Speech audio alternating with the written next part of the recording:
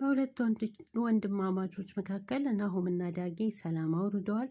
እንግዲህ ዳጊ ጉልበት ስር ወድቆ በህይወትህ ጣልቃ አልገባም፣ ሁለተኛ ፈጣሪ ምስክሬ ነው፣ እንደፈለግ መሆን ትችላለህ ብሎት ይቅርታ ጠይቆት ይቅርታውን መቀበል አልፈለገም ነበረ።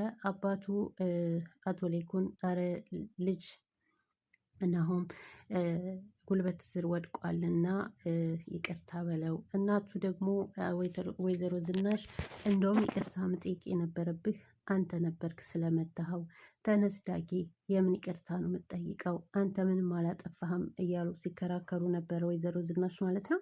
ዳጊም እንግዲህ ሁለተኛ በህይወቱ ጣልቃ እንደማይገባና ለቤተሰቡ ይቅርታ እንዳቀረበ፣ አቶ ሌኩን ደግሞ እጅግ በጣም ደስ ብሏቸው ወደ ስራ ተመለስ፣ እዚህ መኖር ነው ያለብህ እያሉ ብለውት ወደ ስራም ተመልሷል ማለት ነው። እንግዲህ ስራ ሲመለስ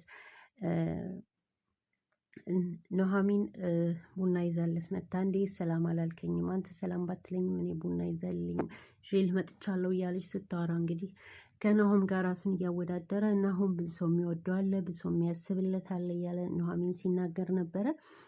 ኑሐሚን እንግዲህ ምሳ እንደሚጋብዛትና ሲነግራት ሁልጊዜ ምሳ አይ ይሄ ምሳ ስትለው ዛሬ እንኳ ጠፍቼ ቆይቼ ስመጣ እንዴት ምሳዬን ግብዣይን ትንቂያለሽ? ደግሞ ምሳ እየተባለ ነው ወደ ራት የሚሄደው እንጂ እያለ እያማለላት ነበር ማለት ነው። ኤርሚ እንግዲህ ኤቢ ጋ አንድ ላይ አድረዋል ማለት ነው። ልጃገረድ ነበረች።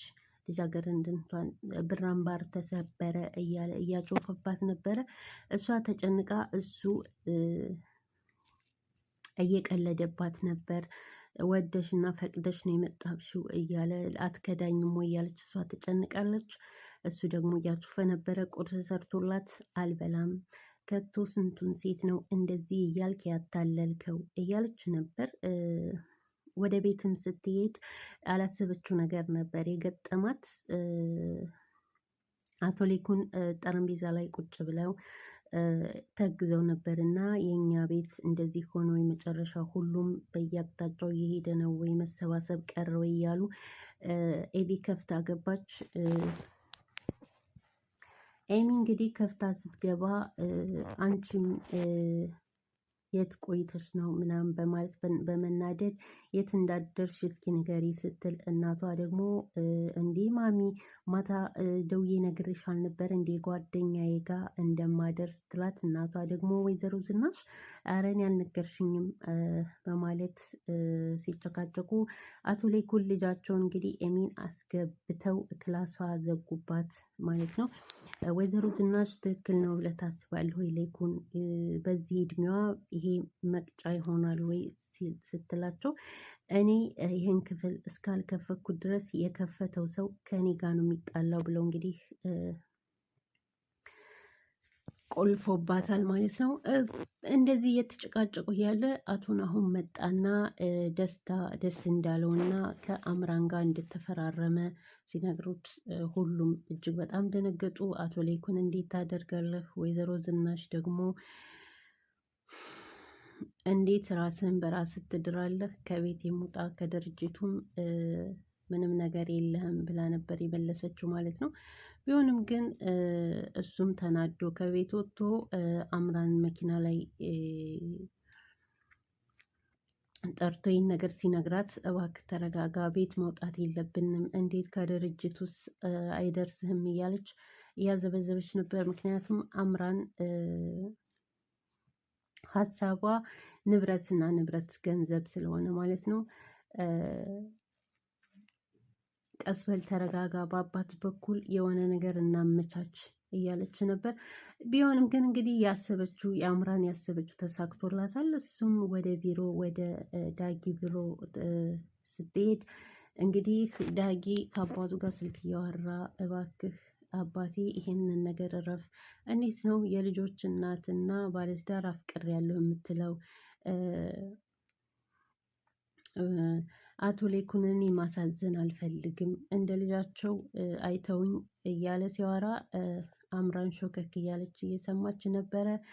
እንግዲህ ወይዘሮ ዝናሽን አገኘኋት እያለች ወሬዋን አዳምጣ ዳጊ ስልኩን ሲዘጋ እሷም ቀስ ብላ ተመልሳ ወደ ቤት ነበር የሄደችው ማለት ነው። እንግዲህ ወይዘሮ ዝናሽ አበቃልሽ እያለች ወደ ቤት ነበር የሄደችው። በሩን ከፍታ ገብታ የአማቾች ቤት እንዴት ነው እንግዲህ ለእናንተ ትልቅ ዜና ይዤላችሁ መጥቻለሁ እያለች ሁለ ነገሯ እየሳቀ ቀጥ ብላ ነበር የገባችው። እንግዲህ ያው ማስፈራሪያ አግኝታለች ማለት ነው። ይህንን ነገር ወይዘሮ ዝናሽ ይሄ ነገር እንዲታወቅባቸው ስለማይፈልጉ አምራን በዚህ ካስፈራራቻት ጋብቻውን ትፈቅዳለች እና እቤትም እንድትመጣ ትፈቅድላታለች። አሁን ትልቅ ነገር አምራን እንግዲህ በሷ ትልቅ ነገር ተገኝቶላታል ማለት ነው። አምራን እጅግ በጣም ደስ ብሏታል። ኤሚ ደግሞ እንግዲህ ለኤርሚ ደውላ በር እንዲተዘጋበት እየነገረችው ነበረ።